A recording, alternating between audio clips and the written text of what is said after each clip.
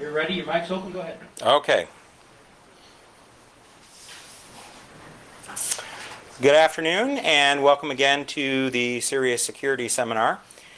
It is a distinct pleasure for me to introduce our next guest and to be in town to be able to introduce our speaker today. Someone I've known for well over a decade, been very influential in the field in a number of ways. Richard Power. And I met Richard first when he was the editor-in-chief for publications for the Computer Security Institute. And while there, he was responsible for a number of things, their newsletter, as one example, but in particular, getting started the annual Computer Crime Survey, the Clear and Future Danger publication that CSI put out, very valuable publication.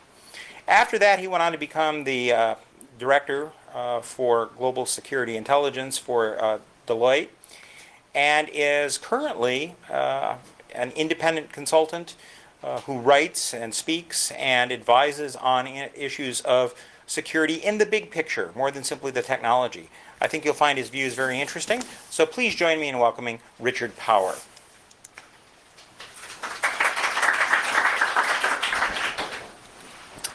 Thank you very much. I'm very honored to be here. Professor Spafford, or Spaff as we call him in the underground, has been one of my heroes for as long as I've known him, and as he mentioned, it's well over a decade, and the hero of many others. This talk is the last of 7 talks that I've given this year, and all of them turned out to be in a 60-day period. And so in the past 60 days, I've been at a NATO Advanced Research Conference in Bulgaria, and at the Santa Fe Institute, and at George Washington University, and Georgetown Law Center, and High-Tech Crime Investigators Association, and forgive me if I left anybody out, but it's just wonderfully poignant for me to end it here with Spaff with this tremendous program. So thank you all for coming. This is, as billed, a kind of a 10-year retrospective from 1996 to 2006, and why this is so will kind of emerge as we go along. Now, how do I, there we go. Spaff went through introduction, so I'm just going to skip through some of this. Oh, by the way, there are 84 slides here. Don't worry. We're not going to go nearly through all of them. I'm going to skip through a lot of stuff. I'd be happy to email the full presentation to anybody who's interested in it, and go into depth in different aspects of different things if you want. So you'll see some things that'll fly by. We can follow up on them later. But I'm going to hit some highlight salient points and go through rather fast a lot of material. So just quickly as an agenda, we're going to talk about something I call the dissonant convergence as opposed to the harmonic convergence. And then we're going to do a kind of a timeline, a very subjective timeline, my point of view from 96 to 2001, and from 2001 to 2006, and then tackle 3 big questions. So I always start off here now, which is talking about what I call the dissonant convergence, the 21st century security crisis. And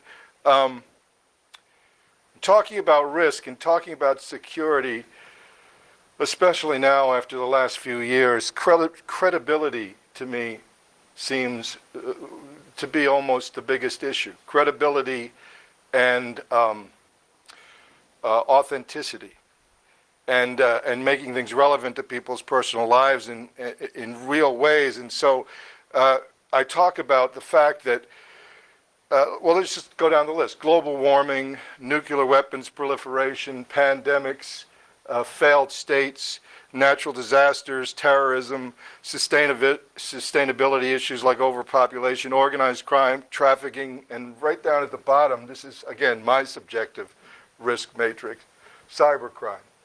Now, one of the interesting things, just to go back a minute, is I say these things are in large part interdependent and amplifying each other in many different ways. But it's important, especially when talking about cybercrime, and I mentioned NATO. You know, I was at this conference a NATO advanced workshop on cyber terrorism. When they asked me to come, I said, well, you know, quite frankly, I don't know if I'm comfortable going to a conference about cyber terrorism since, you know, basically we're still debating whether or not this is something that even exists. But I certainly am interested in infrastructure attacks. But the point is that just to really have credibility and authenticity talking about the very serious problems in cyberspace with cybercrime and cybersecurity, cyber risk issues in general, important to keep it in perspective.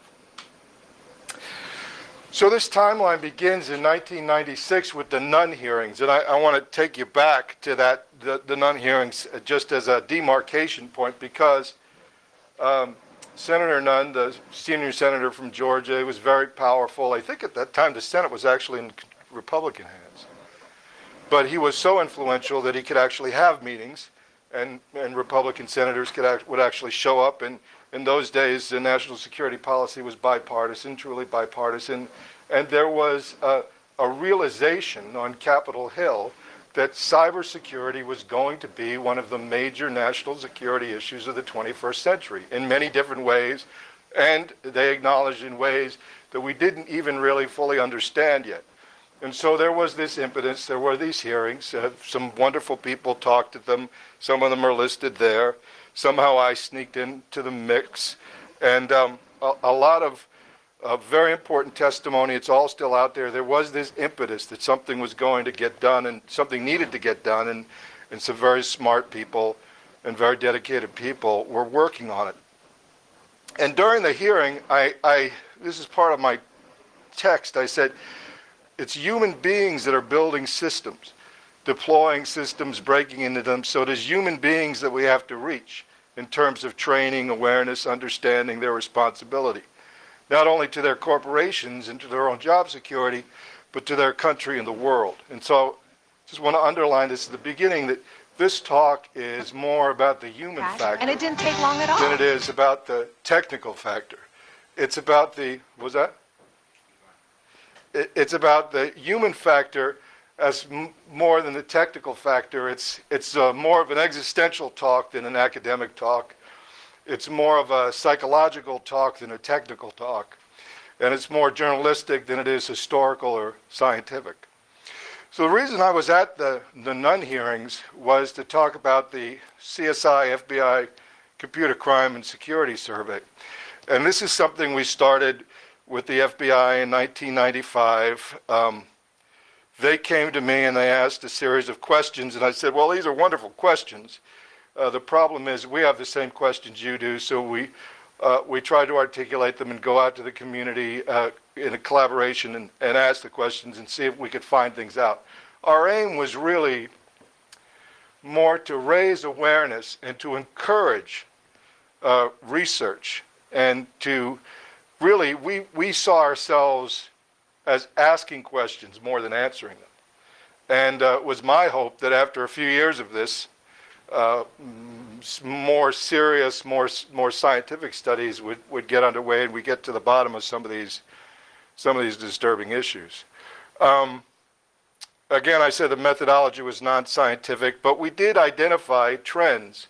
When we started to track them and we started to discern them, many people said, oh, that's not true. And one of them was that external attacks were on the rise, that perpetrators were not only insiders or juveniles, and that there were significant financial losses. And again, remember, this is the timeline here is 95, 96. I'm not going to spend a lot of time on the data, but these are some of the slides showing this is the increase over a 5-year period, 6-year period really, of the internet as a possible source of attack, and likely sources of point of attack rather, and likely sources of attack. People were very surprised to see, not surprised to see independent hackers as disgruntled employees, but very surprised to see that their corporate competitors were often perceived as likely sources of attack. A lot of people were in denial about that. And then, of course, we started to try to quantify the financial losses, which was perhaps the most controversial part of the survey, and I think most important part of the survey. And these are some of the numbers that we came up with over time in terms of respondents who were able in some way to quantify financial losses. People argued that these figures were ridiculous and outlandish. Some people did, and other people would say, well, they're too low. So I knew we were doing something right, because some people were telling us they were too low, and other people were telling us they were too high. So I figured we were groping toward what the actual shape of the elephant was. So just as an exercise for myself, I took 11 news items. I found 11 news items within a 2-year period, 98 and 99, that actually cited some financial loss figures, and tabulated them, and came up with 15 million for 11 news items in that 2-year period. And then I added in the Mitnick case, which was 291 million, and I added in the last Mitnick case, and I added in, we hope, the last Mitnick case, and I added in the 80 million, that should be for Melissa, and I came up with a total of 387,252. Well, you see it there, 387, and then I compared it to 1 year of the CSI survey, 273 respondents for 265 million, and I said to myself, these are conservative figures. Now, one last thing about this, as I said, what we were hoping was that we would get some models.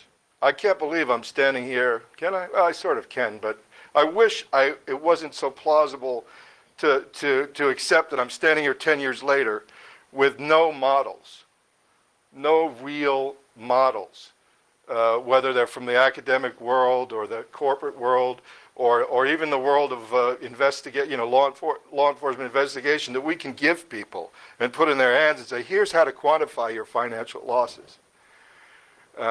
There are some good they're not good reasons. There are some real reasons why, but we'll go into them as we go along. These models still aren't there, and I think they're very important. So the survey for me, by the way, I ended my participation with it in after 7 years, and I felt really the CSI FBI survey had lived through its life cycle, and really it should either change or we shouldn't just keep going over the same material with the same body of people. But that's another issue. The other thing I did that Spaff alluded to was current future danger. And what I was trying to do there, I called it my anti-book. It was 30 pages long, and the idea was anybody could read it on a plane ride. Rather than write a book, I wanted to write an anti-book, because I wanted to write something that an executive might actually read, and by the end of it be concerned about his organization and what they should be doing. And so now remember, this is a pre-9/11 trajectory of events. And pre-9/11, when you looked at cybercrime and you looked at the potential of what was out there, you realized that this was going to be a huge problem.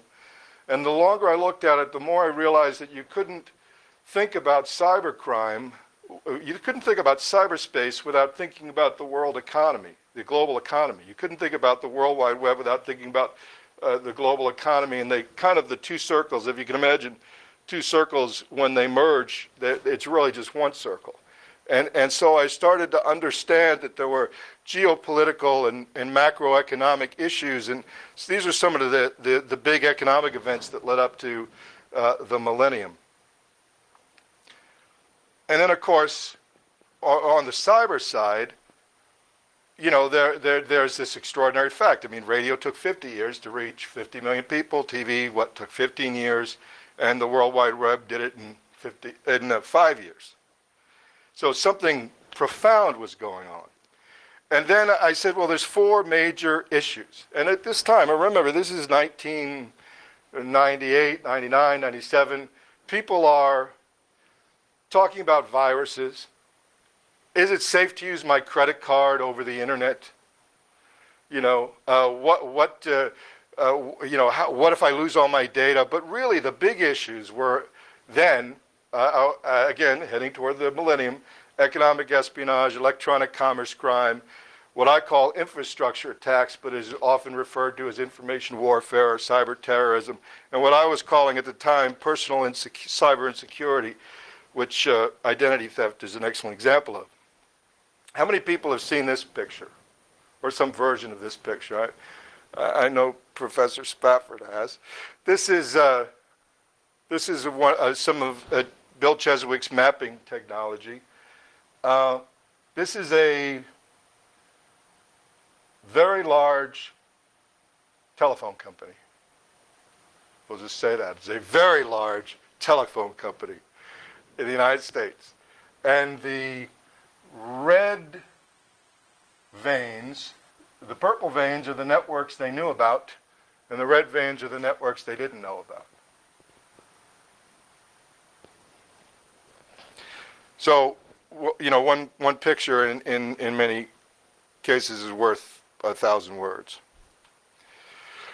So I wrote Tangled Web about in 2001. I had written my anti-book, then I wrote my book, and this was an attempt to provide some institutional memory to some very important cases that were being investigated, arrests were being made, convictions were being made. There was history being made, but people really weren't seeing the big picture. Again, we were still talking about, is it safe to use my credit card over the web? And so we always talked about, I remember standing in the courtroom when Carlos Salgado, this man, was sentenced. This was an average hacker using common hacking tools, exploiting known vulnerabilities, and he got 87,000 credit cards. And his only mistake was he tried to sell them to an FBI agent, so he ended up in jail. There were firewalls in place. SSL was in place. And yet we were, the media would call and say, well, is it safe to use our credit cards over there? Well, that was never the point. I mean, that's an issue. Is it safe to use my credit card over the web for the single transaction? Yes, yes, the encryption could secure a single transaction to a certain point. But the bigger issue was what's happening with these servers full of information. And then there were some other things like the Phone Master case, which went largely unnoticed during the 90s, where basically this group of hackers for hire, and again, these were not juvenile hackers doing sport hacking. These were people who had a menu. You could get somebody's credit report. You could get their motor vehicle record. You could get Madonna's telephone number for $500. And who were their customers? Their customers were largely private investigators. So we tried to document some of this stuff. And then I started to come up with new kinds of profiles of crimes and profiles of attacks. So there was, I started categorizing in my head the Merrill Lynch factor, the John Deutsch factor, the Shack factor. Anybody familiar with the Shack case? Stop Huntington Animal Cruelty. This is an animal rights group which was concerned with, the cruelty to animals, the torture and use of animals in scientific research. And they weren't getting anywhere with Huntington Lab, this lab in England, so they started targeting their providers. So they got the insurance provider to drop them as an insurance client, and then they got the accounting firm, global accounting firm, to drop them as a client, and they were very effective. How did they do this? They did it with denial of service. They did it with distributed DOS attacks. They did it with voicemail hacking. They did it with website hacking. They did it with physical harassment. It was a fascinating case. And then there was Operation CEO, which was an early tip-off about identity theft, the hybrid crime of identity theft and hacking, where this ex-con who was a busboy in Brooklyn was, had established identities as Ross Perot, as Oprah, as dozens of the most famous, powerful, and wealthiest people in the world. And this was an early indication of what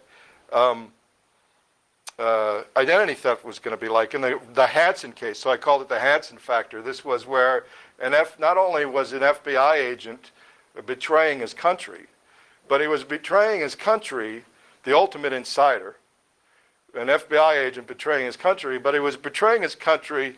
He was posing as a computer security expert within the FBI. and intentionally hacking into systems to show they were unsafe, while he was selling digital secrets to the Russians. So that with all these kind of factors, I was trying to organize ways to look that you could see that you really had to think outside the box of what crime in the 21st century was going to look like. So by the end of this period of time, I had this list, this checklist of false notions about cybercrime, and they were it was almost everything that I was hearing in the popular media turned on its head. For instance, that cybercrime costs are exaggerated, that cybercrime was a rare occurrence, that insiders were 80% of the problem and outsiders were only 20% of the problem. And this particular thought form was so pervasive that I even read myself quoted as saying this. So in other words, the thought form was so pervasive that you could tell a reporter that no, it's not that 80% of the problem is insiders and 20% of the problem is outsiders, but they would hear it anyway, because they couldn't accept that it was anything else. Well, people would say to me at that time, they said, well, what is it then? I said, well, it's more like 80-80. 80% of the problem is insiders, 80% of the problem is outsiders. It's trickier than that. Another one was that the problem was mostly juvenile hackers. Another one was that economic espionage was done almost exclusively by the turning of insiders. And then there were misconceptions about the nature of security programs, like that technology was security, that policies and awareness posters were security, that budget, that really the secret was budget, that if you had enough budget you could have security, or that it was some combination thereof that provided security. And all these things were, to me, failing to get the big picture. So I developed this list of false notions about security, and this is the way that, to me, the arc of my thinking was going, and then 9/11 happened. And on 9/11, there's two things I always say about 9/11, and people say, well, what does that have to do with cyber crime? I said, cybersecurity or cyber risk. I said, well, we're talking about risk. And really we're talking about security. Cyber is a vector or a dimension of risk. You can no longer just talk about computer security as if it's something separate from everything else. And the two things about 9/11, there's three big lessons to me from 9/11 that I will keep talking about until they turn the mute button on with me. And the first one is that the world did not change on 9/11. Some people woke up to what the world was like on September 10th, but the world did not change on 9/11. And the second one is that we had a tremendous opportunity to raise the awareness of people and educate people. And by educating and raising the awareness of people, I mean empowering them, not scaring them, not making them afraid or making them feel totally dependent on some greater power outside themselves, but empowering them to understand, to do their own risk analysis in their own lives, to do their own crisis management and business, continuity planning in their own lives, to do the kind of work in their own psyche that they needed to do to live in a dangerous time. We had a tremendous opportunity, and we really haven't taken advantage of that opportunity. And the third thing from 9/11 is that it was not an intelligence breakdown. This is the other thing you always hear, the world changed on 9/11. No, it didn't. 9/11 was the fault of intelligence breakdown. No, it wasn't. There was plenty of intelligence. The problem was what happened with that intelligence. The problem was farther up the food chain. So after 9/11, I decided I wanted to be operational, and I wanted also to think about things beyond just the narrow scope, to think about cybercrime and related security risks beyond the narrow scope of the Computer Security Institute. And so I went to work in the private sector, and I'm going to share three stories from the private sector, and they're generic, but they're real stories. And they explain something about what's broken, because the point of this talk, more than anything, is we were very right 10 years ago about how bad things would be today in cyberspace. We were largely very right. What is stunning to me is how little good has come out of the last 10 years in terms of cyberspace. And the one thing that I want you to walk away with is a version of why that is. So this is now let's think about a global corporate entity. No, if you assume this story is about me and you assume this story is about where I worked, you could be wrong. So don't go there. This is a true story, but the names have been changed. You have a global security and awareness program targeted for the total workforce. There are things that everybody should know. There are things the IT professionals should know, the human resources professionals should know, the executives and their support staff should know. I won't go down into the mechanics of how it was done and the ways in which it was done, but this was the basic concept: to target the groups of people and give them the kind of information. Awareness and education for the total workforce is one thing. Awareness and education for an IT professional is another. And so this global awareness program had what I call the 3 E's. You engage people with awareness, you enlighten them, and you empower them. And the third, and it also had the second set of 3 E's, which is that it was economical, efficient, and effective. And this particular global organization, this awareness and education program, was also canceled. Why? Well, to tell that story, we'll go to another story. In the same vector of time, this particular organization was undergoing a series of social engineering attacks from all over the world. Somebody was calling literally this organization's offices and operations all over the world, trying to elicit information about a certain group of people within that organization. A couple of the calls were successful. A counterintelligence operation was conducted. Analysis was done. Bulletins and alert went out to people so that they would know how to handle such solicitations. And it came down to the people who were analyzing the incidents realized that it had something to do with a particular engagement, and if they could find out what this engagement was, they could pretty much determine who was doing this. But the people involved wouldn't give them the information they needed because it was secret. So now you have secrets from your own security professionals. So at that point, the case was closed. And here's another story from the corporate world.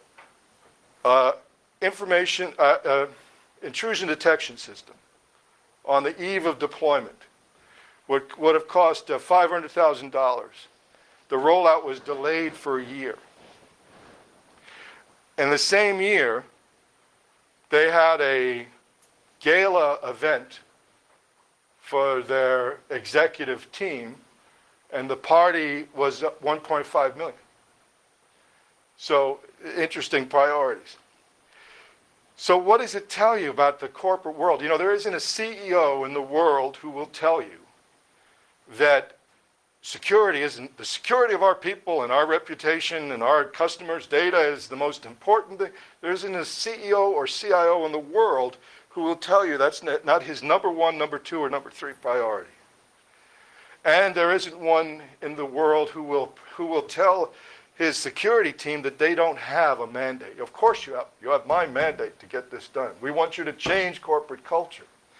Until corporate culture begins to change. And things start screeching in the night.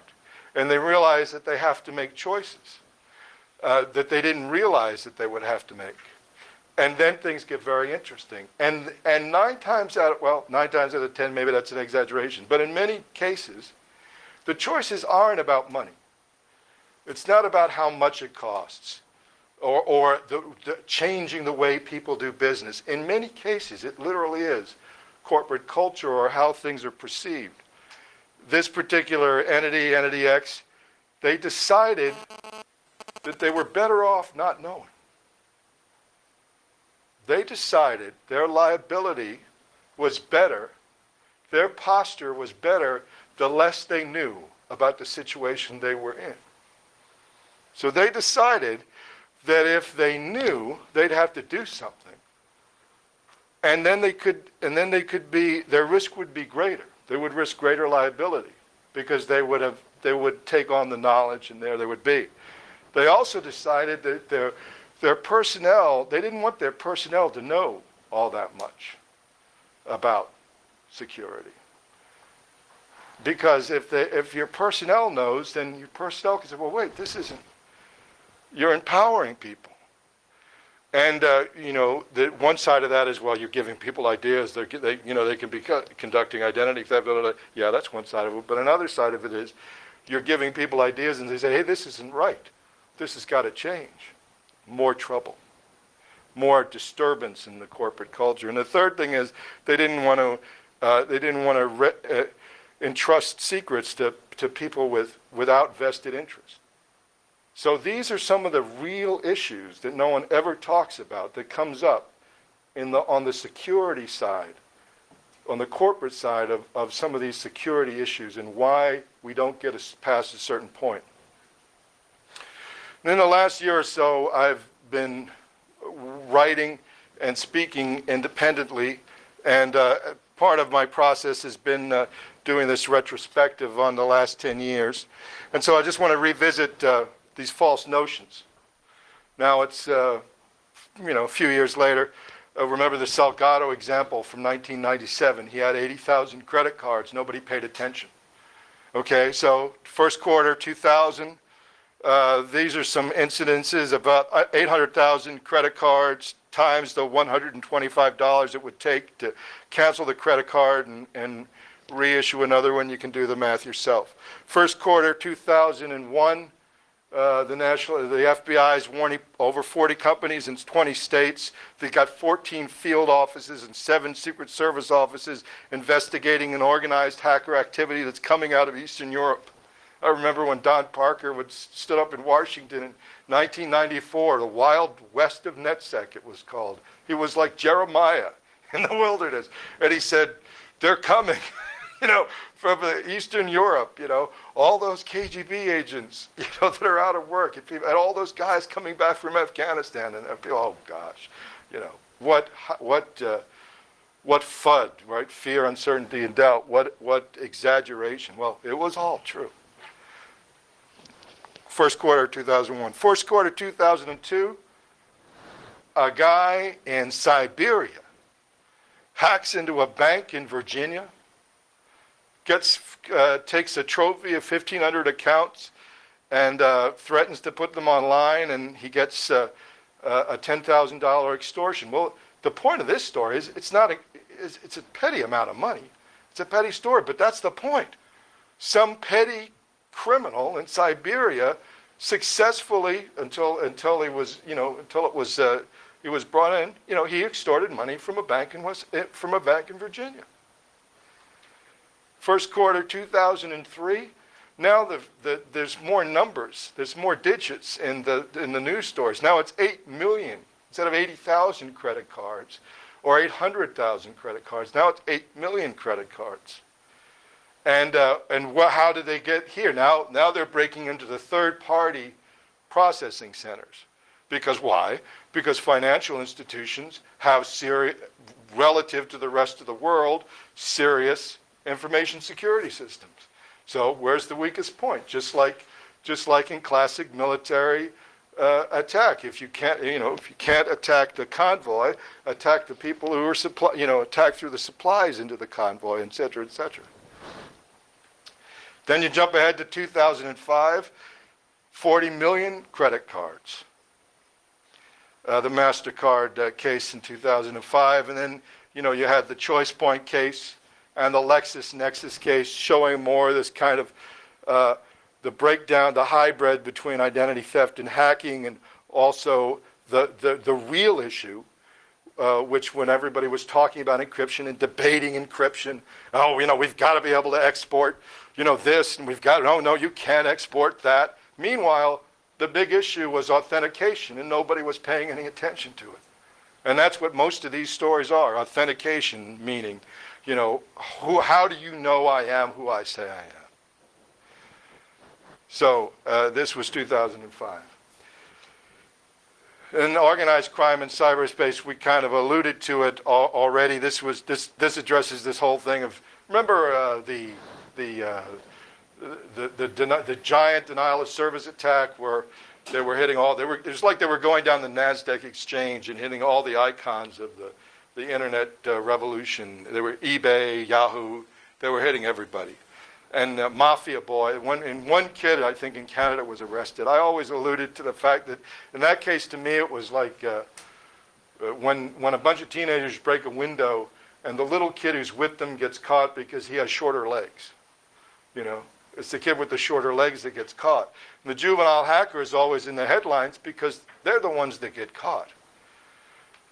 This situation of organized crime in cyberspace is to the point where when I was at this NATO conference in Bulgaria is coming into the EU. The EU says, you're coming in unless you can't deal with your organized crime problem. If you can't deal with your organized crime problem, you can't come you can't come fully in. This is how serious the situation is. And what is their organized crime problem? A large part of it is cyber. False notion number 5, if you remember, was that economic espionage was done primarily by the turning of insiders. So there are many examples, but again, most of them don't get talked about. But the Hafredi case in Israel was how many people, just could I raise hands, how many people you know about the Hafredi case? So here was basically a private, there are fascinating twists to the story. It's kind of like a soap opera. It starts out kind of like a soap opera in a personal life where somebody was developed a Trojan to spy on their ex-lover or something. But it ends up being private investigators using Trojans to attack companies for other companies. And it shows, these were cable companies, telephone companies, cell phone companies, car dealerships. There was a subsidiary spying on its parent company. And of course, the corporations had no idea that the investigators were using Trojan horses to get the information. But just probably what, they think they were just using the old-fashioned methods of bribing people and tapping phones. But this is the nature of it now. The remarkable thing about these cases is that they never come into the press, but now they're coming into the press more and more. You just saw the extraordinary Hewlett-Packard case, again, where some innocent executives just stumbled in the middle of this thing where these ruthless private investigators were just going wild, had no idea it was happening, that there was gambling in Casablanca. They had no idea. Okay, so we talked about the corporate sector, and just quickly, the industry response. I walked into the RSA conference last year, and I was concentrating on something. I walked into the hall, and there on the big screen was Bill Gates, and there he was standing below the big screen, and I literally said for a moment, foolishly, I said, I must be in the wrong conference. I'm in the right city, but I must be in the wrong conference. And I said, oh no, that's right, he's speaking. And I said, wait a minute, he spoke last year. And then I said, wait a minute, he spoke the year before. Then I realized, yes, that's right, Bill Gates has keynoted the RSA conference for the last 3 years. So I said, well, now this is an extraordinary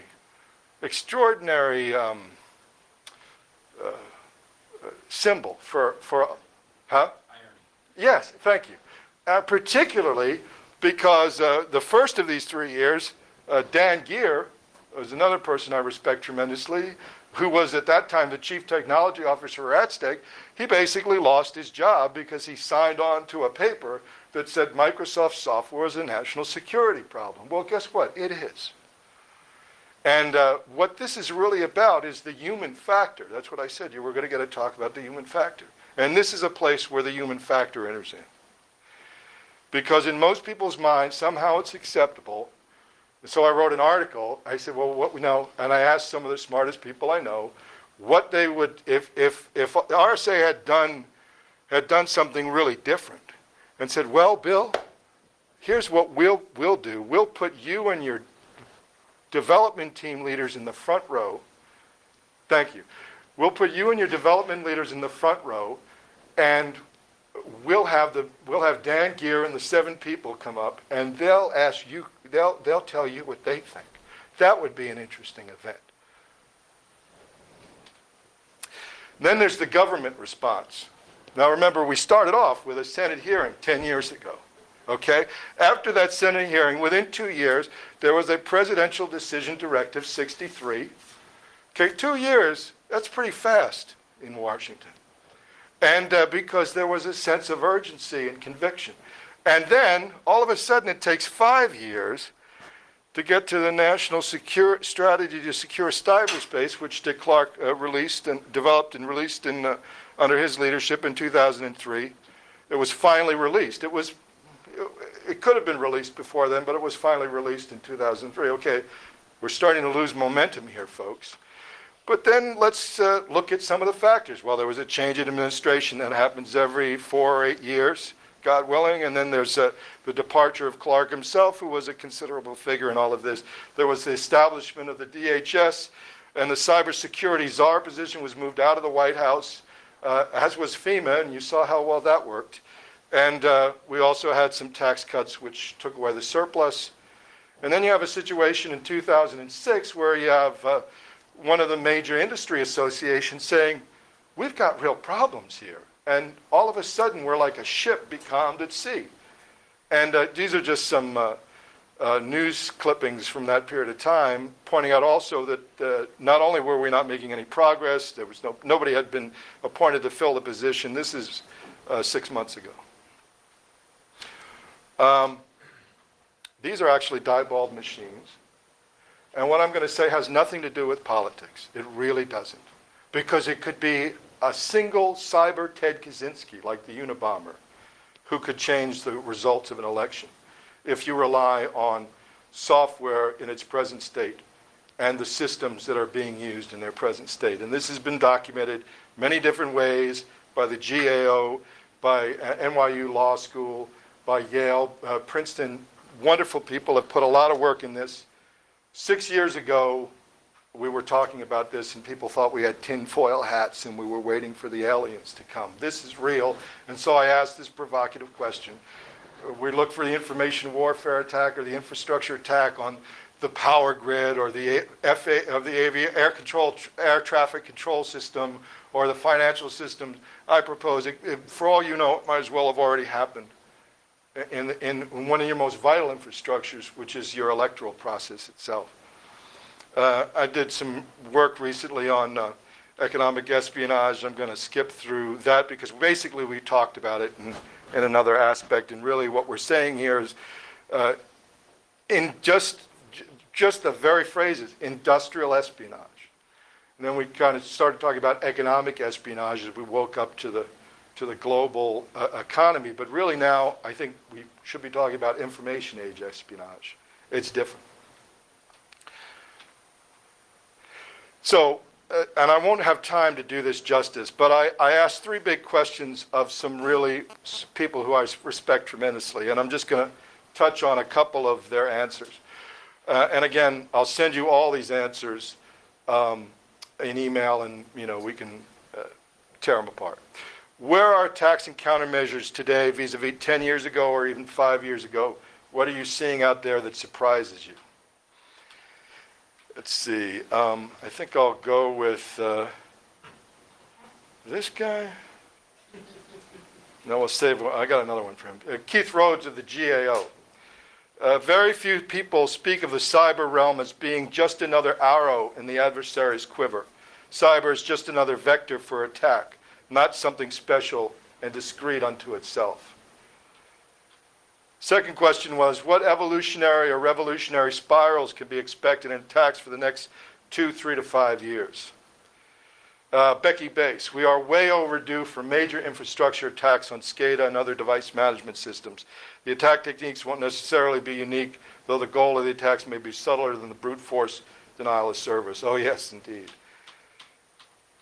The third question was, in general, cybersecurity and cybercrime, would you say one step forward, two steps back, or two steps forward, one step back? I said they could give some other a measure if they wanted. Rick Farrow's answers are way too discouraging, so I won't even go there. Justin Peltier, one step forward, two steps back. Keith Rhodes, while our attack morphologies are getting much better, one step forward. The attack vectors are increasing in number and speed due to everyone having high-speed internet and access, da-da-da. So if my math is correct, that's one step forward, two steps back. And Gene Spafford. It's almost like we're making no steps. We have kept adding new technologies that are dangerous, seen our decision-making choosing the path of least cost but significant danger. And they have consistently applied Band-Aids for the most current threat but failed to heed the long-term advice or provide investment for research. Overall, I'm not very optimistic about the future. Neither am I. And the reason I'm not is not because of lack of skill, lack of will in the security community or in the intelligence community or in the technical community or on the internet itself, but because of leadership. I mean, what we've talked about here is 10 years failed leadership. There's nothing to do with in the corporate world, in the world of government, in the supposed security industry itself, failure of leadership. And so I say in closing that your most dangerous adversary is not the hacker, it's not the cyber criminal, it's not the disgruntled insider, it's not even the cyber terrorist. Your greatest adversary is the weak leadership at the corporate level, at the government level, and that's where we are after 10 years. So hopefully I've given you some things to think about and fight with me over. And I think I've probably got a couple minutes left. Huh? Even longer. So what would real leadership look like? Again, I talked about the example of the RSA conference of Bill Gates. I mean, look, Bill Gates belongs on the cover of Time magazine for understanding there's a problem, for understanding the social problems and the problems of the issues surrounding the millennial goals and other things. But he doesn't belong keynoting a security conference for 3 years in a row. There's something wrong with that picture. Another example is what happens in the security within the corporate world. We throw around terms like risk, and we talked about Entity X.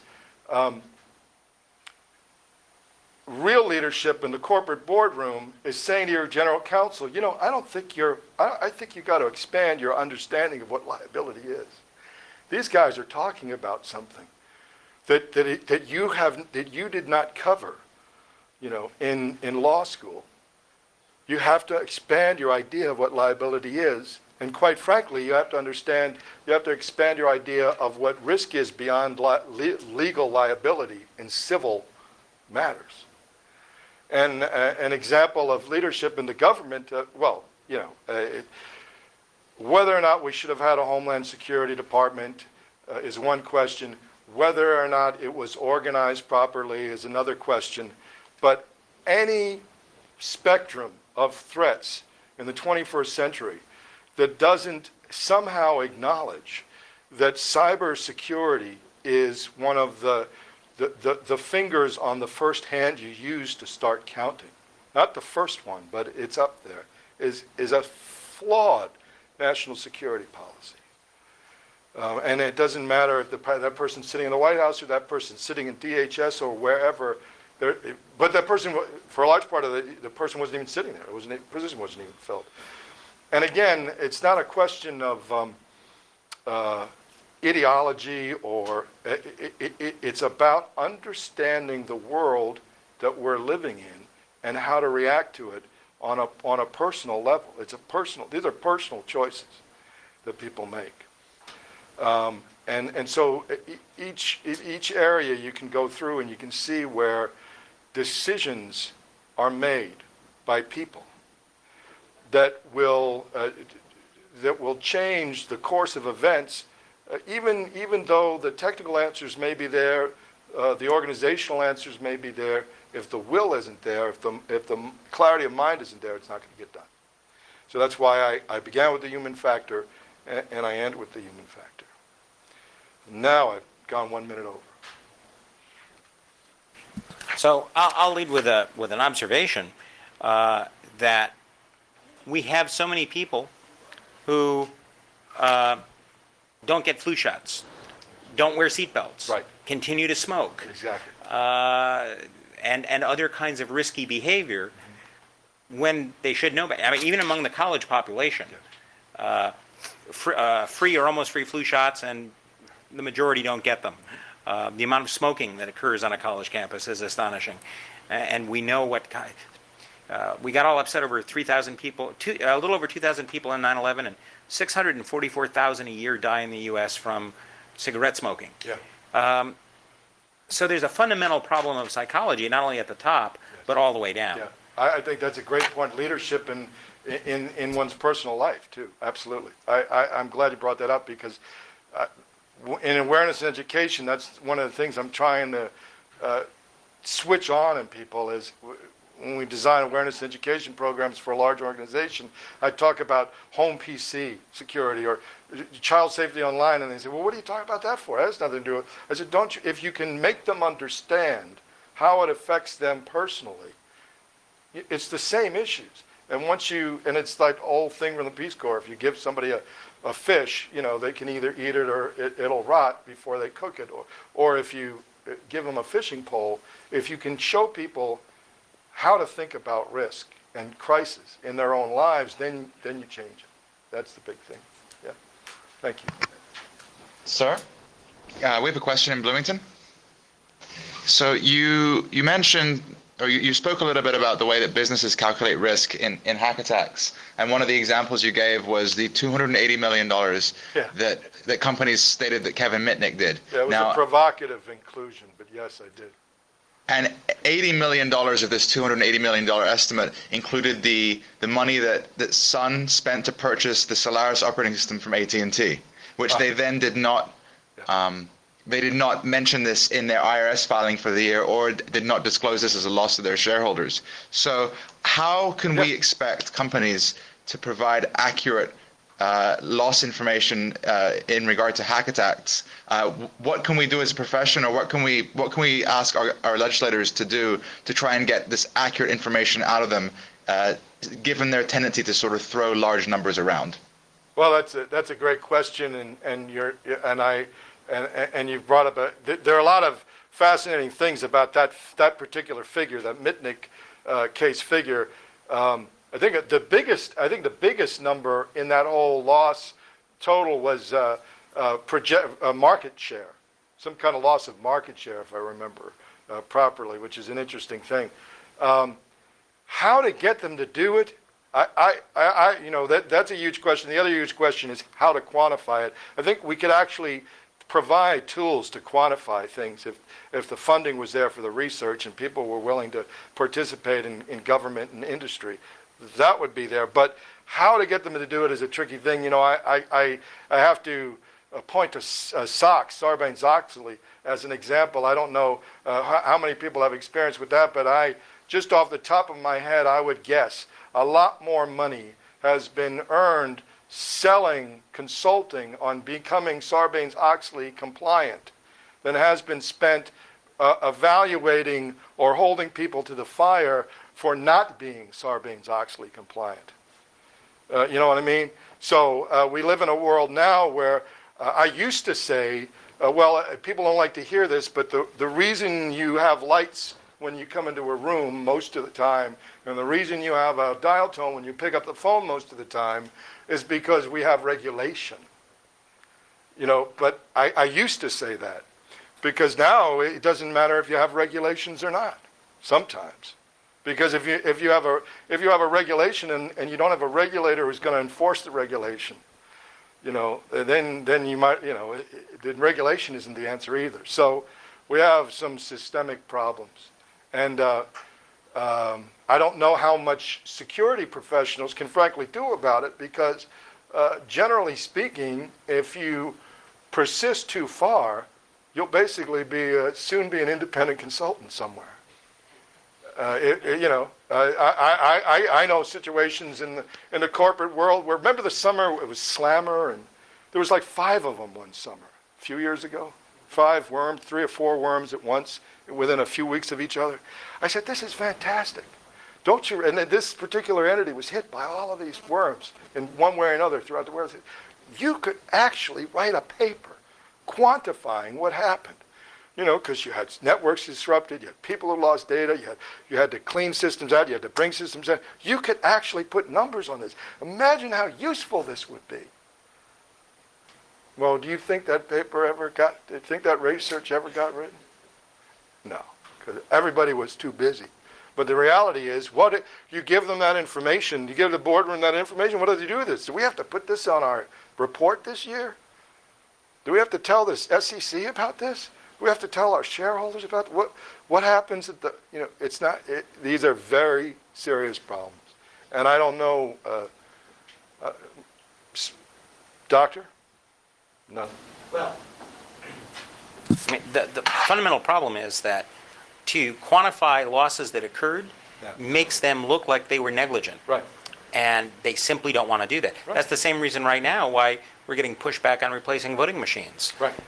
Because it would expose either ignorance or negligence, and no one likes to be in that position. It's I don't know if it's a failure of leadership or just a failure of character to be willing to step forward and say, I've learned something new. It's time to do something different. Yeah, and to be fair too, a failure.